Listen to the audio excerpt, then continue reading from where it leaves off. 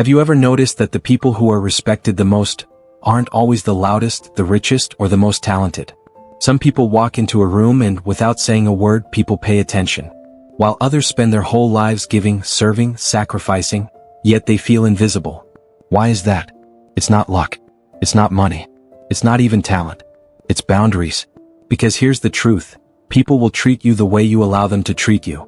Most of us grew up believing that if we're kind enough, if we give enough, if we prove ourselves enough, people will naturally respect us. But life doesn't work that way. Respect is not free. Respect is not automatic. Respect is built, one choice, one boundary, one standard at a time. And if you don't set the standard, others will set it for you. And I promise you they'll set it far lower than you deserve. Let me tell you a story. Anthony was a young professional. Every day he showed up early, stayed late, helped his coworkers, even did tasks that weren't in his job description. He thought, if I just keep giving, eventually I'll be rewarded. But here's what happened. The more he gave, the more they took. When promotion season came, he was overlooked. What? Because his bosses didn't see him as a leader. They saw him as someone they could dump extra work on. One day, after being asked to stay late for the third time in a week, Anthony said calmly, "I can't tonight. I've already met my responsibilities." At first, his boss frowned. But a strange thing happened. The next week, they stopped piling extra tasks on him. Months later, when a leadership role opened, Anthony was considered, not because he worked himself into the ground, but because he finally showed he respected his own time. Now think about Sarah. Sarah was the friend everyone leaned on. Breakups, financial problems, late-night phone calls, she was there. She gave and gave, believing this was how she'd earn love and loyalty. But the moment she hit a hard season herself, when she needed help, silence. The same people she sacrificed for disappeared. And that silence hurt. But it taught her something powerful. People didn't value her. They valued her giving. So Sarah started saying no. She set limits. At first, people were shocked. Some even pulled away. But the ones who stayed, they were the ones who truly respected her. For the first time in her life, Sarah felt what it was like to have friends who loved her for her, not for what she gave them.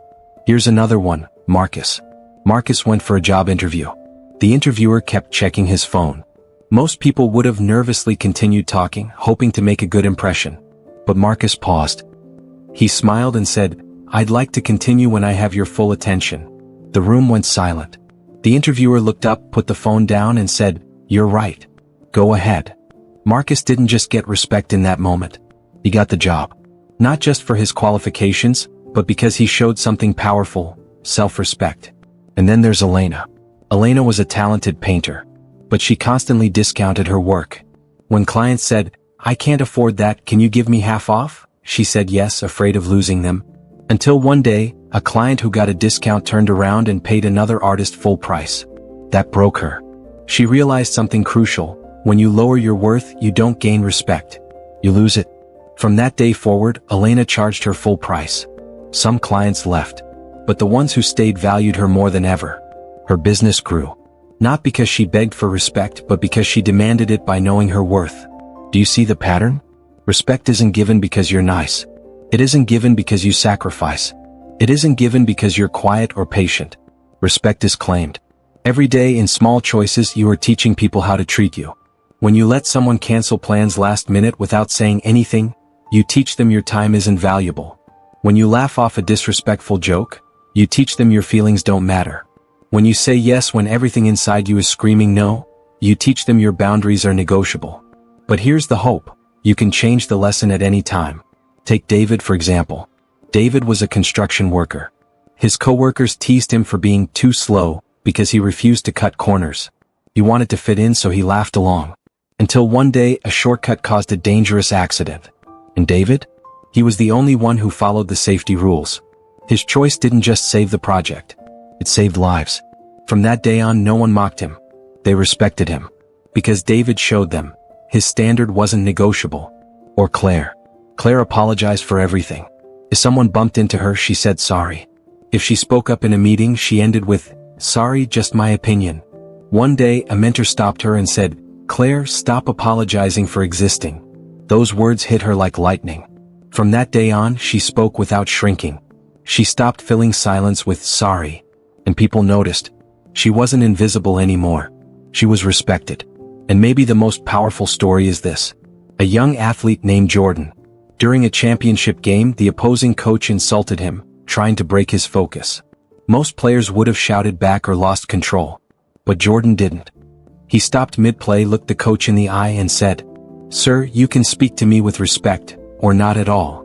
The entire gym went silent. Jordan didn't just win the game. He won something greater, the respect of everyone watching. So here's the truth. Respect isn't about arrogance. It's not about shouting the loudest. It's not about forcing people to notice you. It's about self-respect. It's about knowing your worth and refusing to settle for less. It's about realizing your time matters. Your voice matters. Your peace matters. So speak with confidence. Say no without guilt. Stop apologizing for who you are. Walk into every room like you belong there, because you do. Respect isn't something you wait for. It isn't something you beg for. Respect is something you claim. And the most important respect you will ever earn is the respect you give yourself. If you like this video, please click the subscribe button.